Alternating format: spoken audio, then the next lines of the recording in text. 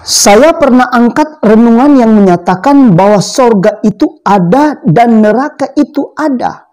Dan kita ketahui bersama bahwa untuk masuk sorga itu ada standarnya dan bukan sekedar jadi orang Kristen saja.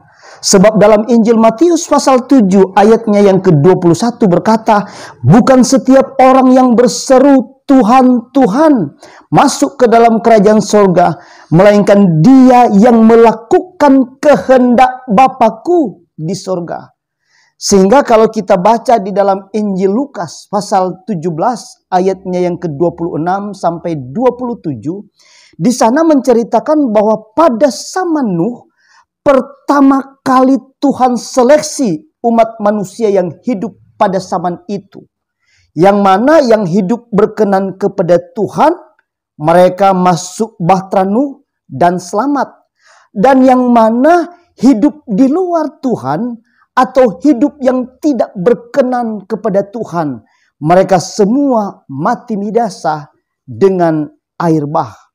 Dan dalam Injil Lukas pasal 17 ayat 26 ini menjelaskan bahwa demikian pula lah halnya kelak pada hari-hari anak manusia, yang Alkitab katakan datangnya kesudahan segala sesuatu, yaitu pada hari Tuhan akan tiba seperti pencuri, dan pada hari itu langit dan bumi akan lenyap dengan gemuruh yang dahsyat, dan unsur-unsur dunia akan hangus dalam nyala api, dan bumi dan segala yang ada di atasnya akan hilang lenyap.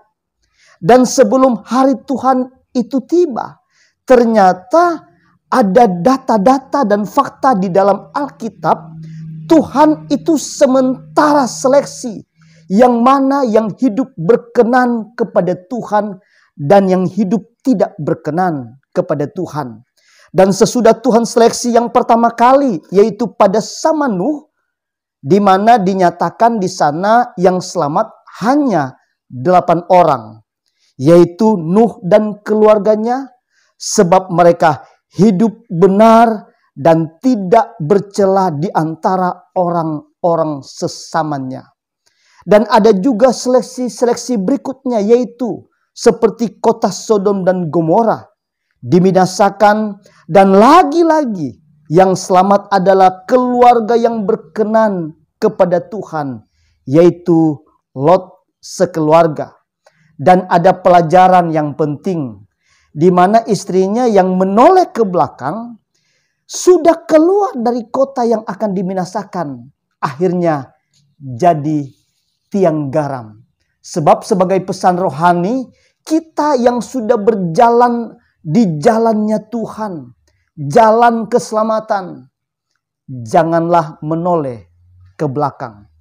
Ada juga seleksi berikutnya, yaitu yang tinggal di kota Nineve, tetapi puji Tuhan tidak jadi dibinasakan, sebab penduduknya bertobat mendengar berita dari Nabi Yunus.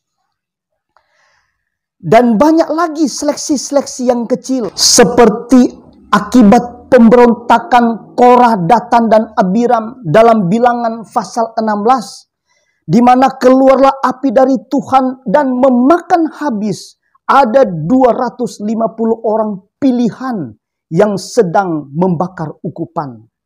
Ada 14.700 yang mati kena tulah. Ada juga kematian massal akibat roh rakus dari bangsa Israel.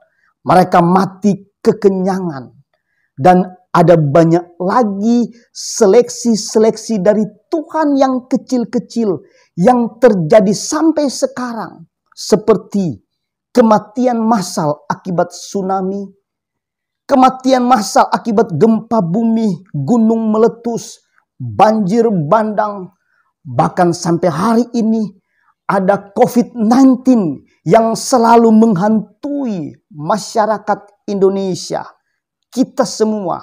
Oleh sebab itu, sebagai pesan firman Tuhan, betapa sucinya, betapa salehnya kita harus hidup di dalam dunia ini maka kita akan melihat perbedaan antara orang benar dan orang fasik.